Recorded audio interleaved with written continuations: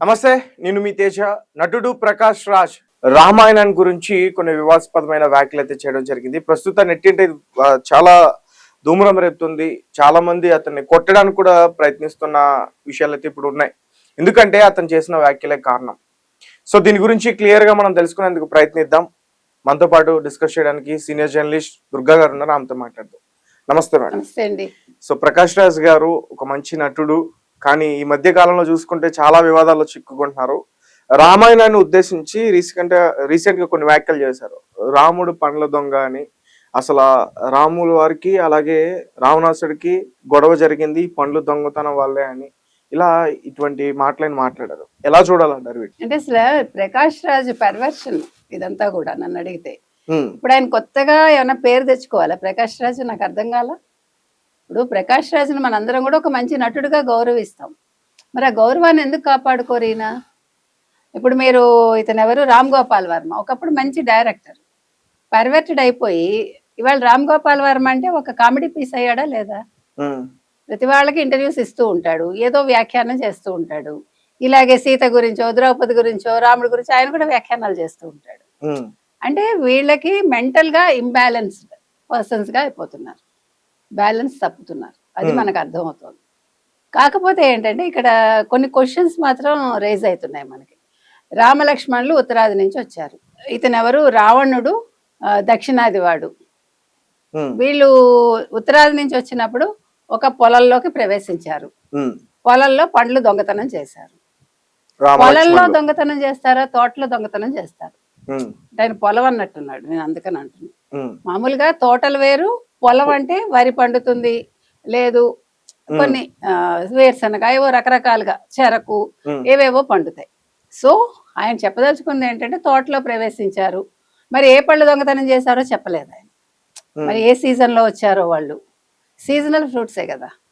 ఇప్పుడంటే మనకి అన్సీజనల్ ఉన్నాయి, అప్పుడు అట్లా కాదు, అన్ని సీజనల్ ఫ్రూట్సే ఉండేవి. అంటే మా చిన్నప్పుడు కూడా సీజనల్ ఫ్రూట్సే మాకు తెలుసు, మా తరం వరకు కూడా. అందుకని నేను అంటున్నాను. సో వాళ్ళు దొంగతనం చేశాక ఆ పొలం ఎవరిదని తెలుస్తుంది. అది రావణుడనే గిరిజనుడిది. ఇక్కడ నాకు ఒక మంచి ఆలోచన ఏమొచ్చిందంటే, రావణుడు బ్రాహ్మణుడు, మీకు తెలుసు, సద్బ్రాహ్మణుడు, ఆయన నిష్ఠాగరిష్ఠుడు, ఇవన్నీ అందరికీ తెలిసిన విషయం, శివభక్తుడు. మరి ఇవాళ దక్షిణాదిలో ఉండే బ్రాహ్మిన్స్ అందరూ ట్రైబల్సా? సో వీళ్ళు ఎస్టీ కిందకు వస్తారు. He has to say that కదా. ఇదే చాలా బాగుంది కదా. ఎందుకంటే అందరూ బ్రాహ్మిన్స్ మీద పడి తిట్టిపోతున్నారు కదా, వీళ్ళే అన్ని దోచుకుపోతారని. సో గొడవ లేదు అప్పుడు. ఇప్పుడు ఎవరు బ్రాహ్మిన్స్ తిట్టక్కర్లే. ట్రైబల్స్ అంటే ఎవరు తిట్టడానికి అధికారం ఉండదు.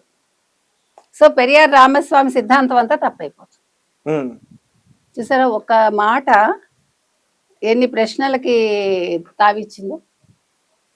తర్వాతట ఎవరు, శూర్పణఖ వచ్చిందిట, ఎంత $2000 జిఎస్టీతో కలిపి అడిగిందిట ఆ పళ్ళకి. అంటే వ్యంగ్యం కాబట్టి డాలర్లు అన్నాడు ఆయన. అంటే ఉత్తరాది నుంచి వస్తే దక్షిణాది వాళ్ళు డాలర్లు వాడుతున్నారా? ఇప్పుడు వాళ్ళ సిద్ధాంతానికి అది మరి నెగిటివ్ కదా. అది ఇప్పుడు లెఫ్టిస్టులు అగ్రదేశాలను ఒప్పుకోరు కదా, మరి డాలర్లను ఎలా వాడతాడు? కాసులు అనాలి, బంగారు నాణాలు అనాలి కదా. అది కూడా తప్పే. అంటే ఒకటి చెప్పేటప్పుడు మనం ఆథెంటిక్ గా చెప్పాలి. మీరు ఒక చరిత్రని చెప్తున్నారు, చరిత్రలో ఏముందో ఏం జరిగిందో ఆ కాలంలో ఏ ఉండొచ్చో అదే మాట్లాడాలి మనం, అవునా? మరి దాన్ని ఎందుకు వక్రీకరించాడు అంటే చెప్పటం రాలా, ఏదో చెప్పాలనుకున్నాడు, ఏదో చెప్పాడు, ఏదో నేను మళ్ళా నలుగురు నోళ్లలో నానాలనుకున్నాడేమో ఆయన. నాకు అనిపించింది అది. ఇక్కడ మనం ప్రకాష్ రాజ్ మాటలకు విలువ ఇవ్వక్కర్లే, ఐ డు అగ్రీ. కానీ ఎందుకు ఈ పర్వర్షన్స్? ఎందుకు ఇప్పుడు కొత్తగా మీరు ఇలా స్టేజీల మీదకి వెళ్ళి ఏదో ఒక ప్రైవేట్ ఫంక్షన్ లో మాట్లాడాడు? అవసరమా? ఇప్పుడు మీరు మీ అమ్మగారి గురించి చర్చ్ మాస్కి వెళ్తే మేమందరం మిమ్మల్ని సమర్థించాం, అది మీ వ్యక్తిగతం కదా, అందుకని మిమ్మల్ని సమర్థించాం. కానీ మీరు మోదీ తల్లిని గురించి మాట్లాడారు గతంలో, అది మీ సంస్కారం. ఇక్కడ నేను చెప్పొచ్చేది ఏంటంటే, ఎవరి పురాణాలు ఎవరి ఇతిహాసాలు వాళ్ళవి, ఎవరి నమ్మకాలు వాళ్ళవి. మీ నమ్మకం మీకుంది, ఖచ్చితంగా ప్రకాష్ రాజ్కి నమ్మకం ఉండుంటుంది. I'm not questioning, that is your personal. అలాగే మీరు ఎదరవాళ్ళ నమ్మకాలని లేకపోతే వాళ్ళ మతాచారాల్ని, వాళ్ళ సంస్కృతి సంప్రదాయాల్ని గౌరవించడం నేర్చుకోండి. ఎందుకంటే దీనివల్ల నష్టం హిందువులకు ఉండదు, మీరే అలాగా అంటే చీప్గా అయిపోతారు. ఒక ప్రకాష్ రాజ్కే చెప్పట్లా, ఇటీవలి కాలంలో చాలా మంది చాలా రకాలుగా మాట్లాడుతున్నారు.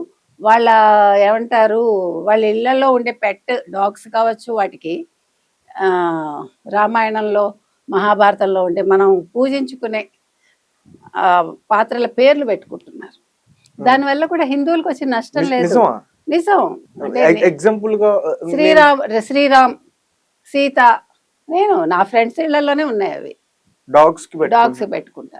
దానివల్ల వచ్చే నష్టం లేదు. ఇక్కడ ఒక విషయం గమనించండి, మీరు బయట మేము హిందూ మతానికి వ్యతిరేకం అంటూ మీరు రోజు ఆ పేరుతోటి పిలుస్తూ మీరు పుణ్యం సంపాదించుకుంటున్నారంటాను నేను. నీకు అర్థమైందా? So let us take it in a positive sense. నీకు దమ్ము లేదు అల్లా అని పెట్టగలవా, జీసస్ అని పెట్టగలవా? నీకు దమ్ము లేదు. నీకు దమ్ముంటే అది కూడా చెయ్యి, అప్పుడు నేను గౌరవిస్తాం మేము.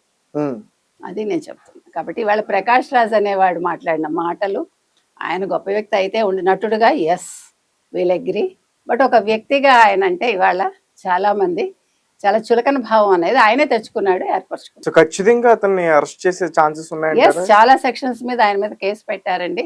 అరెస్ట్ చేయాలి, ఎందుకంటే దీని మీద చాలా ఒక ముఖ్యమైన చట్టం రావాలి.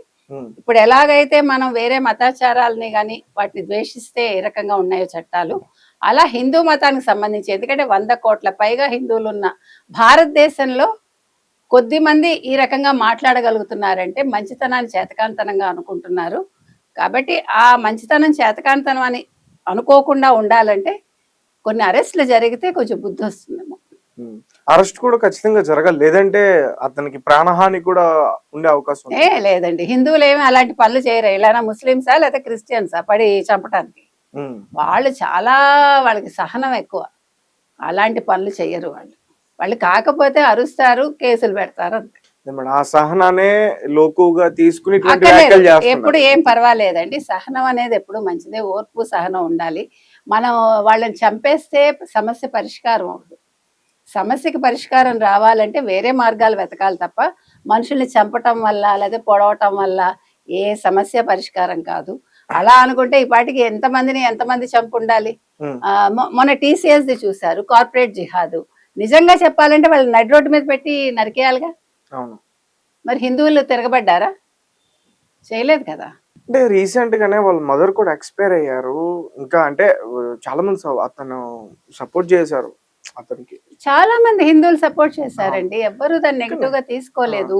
తల్లి మాట గౌరవం ఇచ్చాడు అని మనం అతన్ని చాలా మంచిగా ఉన్నతంగా భావించాం మనం. Right, thank you madam.